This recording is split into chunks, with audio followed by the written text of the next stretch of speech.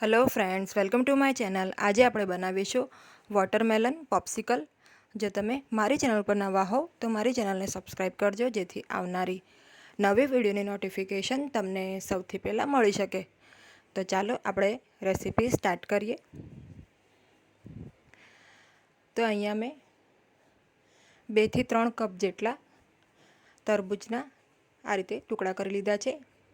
છાલ કાઢીને એને આ રીતે આપણે નાના નાના ટુકડા કરી લેવાના અને આપણે બને એટલું જે સ્વીટ તરબૂચ છે વધારે એ પસંદ કરવાનું। આના માટે હવે આપણે આ બધા ટુકડાને એક આ રીતે એરટાઇટ કન્ટેનરમાં મૂકી દઈશું,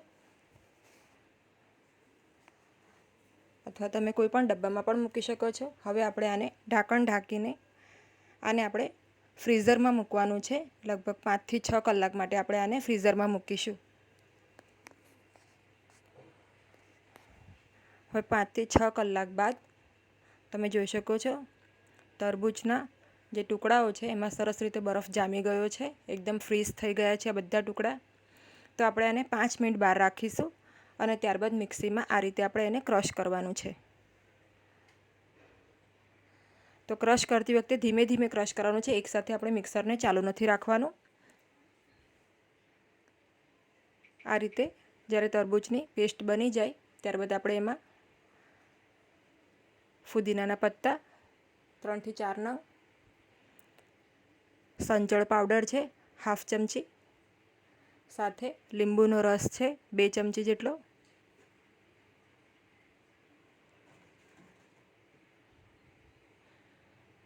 આને આપણે એક વખત ફરીથી મિક્સ કરી લઈશું। તો આપણે મિક્સીમાં આને 10 સેકન્ડ ફેરવીશું, જેથી બધું સરસ રીતે મિક્સ થઈ જાય। તો આપણો બેઝ બનીને રેડી છે। હવે આપણે આને જે પણ કન્ટેનરમાં તમારે આને સેટ કરવા હોય એ કન્ટેનરમાં ફિલ કરી દઈશું। તો પોપ્સિકલ છે એટલે આપણે કુલ્ફી મોલ્ડમાં આને સેટ કરવા મૂકીશું।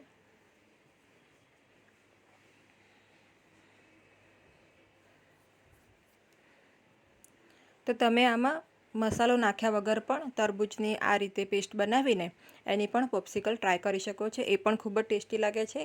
અને આ સંચળ પાવડરવાળી પણ ખૂબ જ ટેસ્ટી લાગે છે।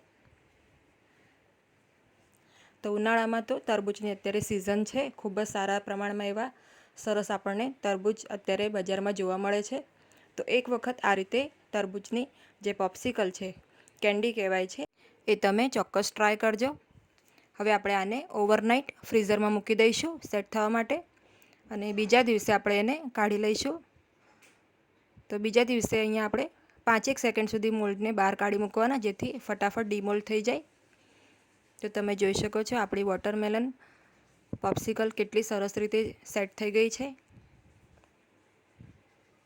તો આપણે બધી પોપ્સિકલ આ રીતે કાઢી લઈએ।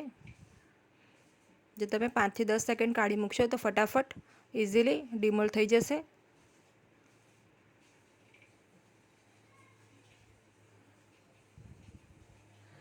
તો રેડી છે ઉનાળામાં ઠંડી ઠંડી એવી વોટરમેલન પોપ્સિકલ।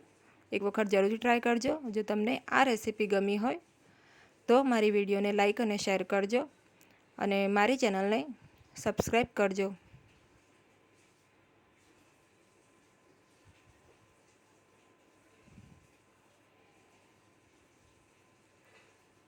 Thanks for watching.